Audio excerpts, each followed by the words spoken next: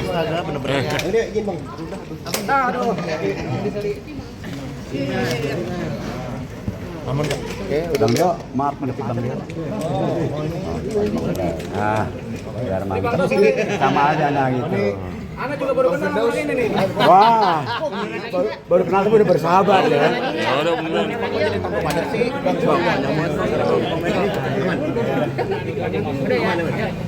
Tangannya ke bawah dikit Bang. Maaf ya. Bang, mungkin agenda hari ini seperti apa, Bang? Bang, mundur dikit bang. Ini kami ya menjadi kuasa hukumnya Bang, Bang mundur dikit, Firdaus Owiwobo. Turun dikit bang. Perkaranya karena ada persoalan di PN Utara di mana Pengadilan Negeri Jakarta Utara melaporkan Rasman Nasution CS ya, mungkin juga Bang Firdaus tapi kita belum tahu ya. Jadi kita kemudian setelah menjadi kuasa kita ingin mengadakan permohonan gelar perkara khusus terhadap perkara yang dilaporkan oleh PN Utara. Kenapa akhirnya kita kemari? Karena beberapa saat waktu yang kemarin Bang Hotman Paris menyampaikan di medsos di mana ada 2 tersangka katanya yang sudah jadi tersangka. Salah satunya adalah diduga adalah Bang Rasman, yang kedua adalah Bang Firdaus karena ada kode yang naik meja. Nah, tapi kita belum tahu nih apakah benar menjadi tersangka atau tidak. Makanya kami datang kemari, saya mendampingi Bang Firdaus untuk menyampaikan permohonan untuk gelar perkara khusus. Satu hal kami menanyakan mengenai apakah sudah ada tersangka atau belum. Yang kedua kami akan menyampaikan mengenai permohonan gelar perkara khusus untuk lebih mendetail apa sih yang dituduhkan, pasal apa yang mau dijerat, kemudian bagaimana pola-pola unsur-unsur yang terpenuhi apa tidak, begitu. Seperti itu. Jadi itu yang akan kami sampaikan pada saat ini. Selanjutnya ini Bang Firdaus mau bicara. Silakan Bang Firdaus. Oh ya. Oke. Terima kasih banyak Bang Diolipa. Alhamdulillah hari ini saya didampingi oleh tim kuasa hukum saya dari Diolipa and Partner atau Associate. Saya datang ke sini menyikapi bualan Hotman Paris ya, bualan ya bukan omongan, bualan. Karena beliau telah mendahului kewenangan dari Mabes Polri ya, khususnya Divisi Humas Mabes Polri. Harusnya yang menyampaikan seseorang itu tersangka atau tidak itu adalah Mabes Polri, bukan si Hotman Paris ya. Karena si Hotman Paris ini orangnya jumawa, sombong ya, dan sampai saat sekarang ini belum mampu menjatuhkan saya ya, dan Rasman Nasution. Makanya sampai saat ini saya bilang sama Hotman Paris, jangan jumawa, hari apes nggak ada di kalender ya. Dan yang kedua yang saya sesalkan ya, dari pernyataan saudara Hotman Paris terlalu tendensius. Masalah beliau dengan Rasman Arif Nasution itu adalah masalah pribadi ya. Tapi kalau masalah kedinasan secara substansional harusnya lembaga yang berkait yang menyampaikan hal tersebut. Masalah gelar perkara khusus ini atau gelar perkara biasa dilakukan atau tidak itu kewenangan daripada Mabes Polri. Jadi si Hotman Paris ini telah membuka cakrawala berpikir negatif terhadap diri saya sehingga saya tersikna negatif oleh netizen. Hanya gara-gara Hotman Paris yang berstatement bahwa yang menjadi tersangka adalah Rasman dan si pengacara yang naik meja. Yang naik meja kan di Indonesia dan akhirat taunya saya. Nggak ada lagi pengacara di dunia dan akhirat. Cuman satu-satunya Firdaus Owiwobo yang naik meja. Karena nggak sengaja. Saya aja nggak sadar naik meja. Apalagi dia kan gitu. Saya aja naik meja aja nyesel kok bisa di atas meja gitu. Makanya sampai sekarang penyesalan itu harus saya tuangkan ya di dalam dalil-dalil hukum saya yang sudah saya jelaskan kepada tim kuasa hukum saya.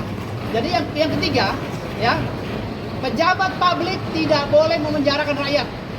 Ingat ya, kami adalah bagian daripada rakyat. Pejabat publik kalau berbicara masalah rakyat ya, ini saya harus pilah-pilah agar konstruksi hukumnya jelas ya.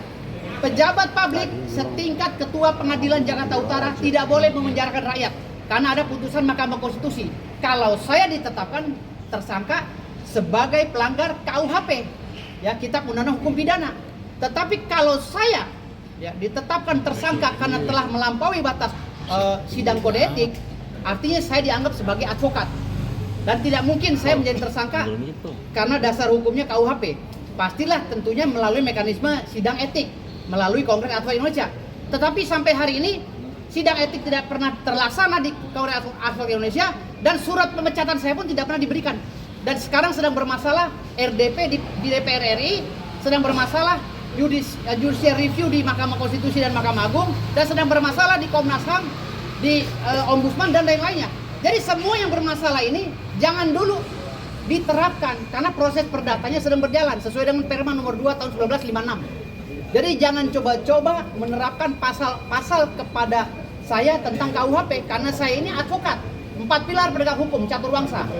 Hakim mempunyai mekanisme tersendiri karena berkaitan langsung dengan Undang-Undang Nomor 48 tahun 2009 tentang kehakiman. Ya. Jaksa mempunyai kewenangan sendiri karena berkaitan dengan Undang-Undang Nomor 16 tahun 2004 tentang jaksa. Dan mereka mekanisme penghukuman terhadap jaksa dan hakim melalui sidang etik sama seperti pengacara. Pengacara berkaitan langsung dengan Undang-Undang 18 tahun 2003 tentang etik, ada pasal 26, pasal 3, pasal 4 tentang kode etik. Jadi semuanya mekanismenya jelas. Polisi juga ada Undang-Undang Nomor 2 tahun 2002 tentang kode etik profesi polisi. Jadi nggak bisa semua orang-orang yang masuk dalam catur bangsa ini langsung dipidana melalui KUHP. Ini kesesatan berpikir dan nalar yang sesat dalam menerapkan konstruksi hukum tata negara. Makanya perlu dibenahi oleh kita, dan hari ini dengan inisiatif saya dengan tim kuasa hukum saya datang kembali ke sini. Saya berbicara kepada Mabes Polri, apakah benar si Hotman Paris ini telah mendapatkan bocoran dari Mabes Polri bahwa saya dan Rasman sudah tersangka. Kalau ini benar berarti polisi telah melakukan kejahatan. Ya, Mabes Polri institusi yang besar deh, yang sangat dimuliakan oleh negara, oknumnya telah melakukan kejahatan besar karena telah membocorkan rahasia negara kepada orang lain yang bukan mempunyai korelasi dalam perkara ini. Karena yang mempunyai korelasi ini adalah kepala kejaksaan, kepala pengadilan tinggi, kepala pengadilan Jakarta Utara, dan saya terlapor, pelapornya beliau. Gitu. Jadi Hotman Paris ini telah melanggar kode etik profesi, dan organisasi pengacaranya harus menegur dia. Kalau enggak hancur organisasi pengacaranya. Memiara orang-orang kayak begini nih, manusia-manusia seperti Hotman ini, ya terlalu banyak keluar-keluar, tapi di mana-mana dia persidangannya kalah. Dia memimpin persidangan masalah klien dia yang jenderal, kalah. Dia menangani perkara masalah Antam, kalah. Kliennya rugi miliaran bahkan triliunan. Hotman ini terlalu banyak bual, nggak ada apa-apanya Hotman itu sama saya. Sampai sekarang dia berupaya, walaupun kau siram sana siram sini pakai aqua Hotman, kau nggak akan pernah bisa kalahin saya. Hah? Kau tuh nggak ada apa-apanya. Kau tuh ngaku-ngaku senior, saya junior kamu aja babak belur. Apalagi kamu mau ngelawan senior seperti Bang Deo Lipa nih, yang sumpah advokatnya melalui surat keterangan kehakiman zaman dulu gitu. Dia bilang senior nih, dari tahun 90 udah jadi advokat. Jangankan mau lawan Deo Lipa, lawan saya aja jebir balik Hotman. Ya, kau jangan jumawa Hotman. Dan kau kalau bisa menjarakan Rasman, saya acungi jempol kau ya. Kau mulut besar Hotman ya. Ingat, saya Dr. Firdaus yang berbicara ya. Saya tantang kamu Hotman ya, debat di Hotman Room atau di mana Hot Room. Saya tantang kamu kalau kamu bernyali. Ya. Ya. Jadi tadi itu adalah ungkapan hati dari Bang Firdaus yang legal juga karena ada pondasi-pondasi legalnya. Yang kedua, memang kita mempertanyakan kenapa ada status tersangka tapi kami sendiri belum tahu nih yang sebagai telapor. Gitu, siapa yang membocorkan dan apakah benar demikian? Kalau nggak benar kan berarti ini fitnah, kebohongan publik. Ya, jadi kita akan kuatkan di situ. Yang kedua, ini statusnya Bang Firdaus pada saat di persidangan terdahulu di Pengadilan Negeri adalah sebagai advokat, sehingga yang berlaku adalah Undang-Undang Advokat, bukan persoalan adalah KUHP ya. Kalaupun ada KUHP, advokatnya itu yang dibereskan undang-undangnya, itu dia. Kemudian yang ketiga, ini ada pembekuan oleh organisasi advokat yang setelah ditelusuri ternyata belum terdaftar juga. Ini yang ketua umumnya di mana? Di AHU ya. Jadi ini beberapa hal yang kemudian menjadi distaktor ya buat kami ya, untuk kami menganalisa. Kemudian ini Bang Firdaus ini sudah mengaku khilaf dan sudah meminta maaf 8 kali kepada seluruh masyarakat Indonesia, kepada Pengadilan Negeri juga, dan kepada Mahkamah Agung. Pengadilan Tinggi Banten dan Mahkamah Agung. Pengadilan Tinggi Banten dan Mahkamah Agung. 8 kali saya minta maaf. 8 kali ya? Ya, banyak kali itu minta maafnya. 8 kali mau dipenjarakan juga berarti nggak ada nuraninya itu. Pak Prabowo harus turun tangan itu. Berarti pejabat publiknya ini, waduh hatinya nggak ada. Tapi mereka orang tua saya. Mahkamah Agung adalah orang tua saya, Pak Sunarto ya. Ketua Pengadilan Negeri Jakarta Utara juga orang tua saya. saya juga kalau mereka Banyak kali orang tua. ya maksudnya orang tua kita kan kita ini anak muda, abang umurnya berapa? Ya? Hah? Di Mabes Polri sudah 2 kali. Ya, hari ini saya ingin mempertanyakan isi mulutnya si Hotman itu. Oke, siap. Sudah masuk Penyidikan. Kan ada 4 rapor.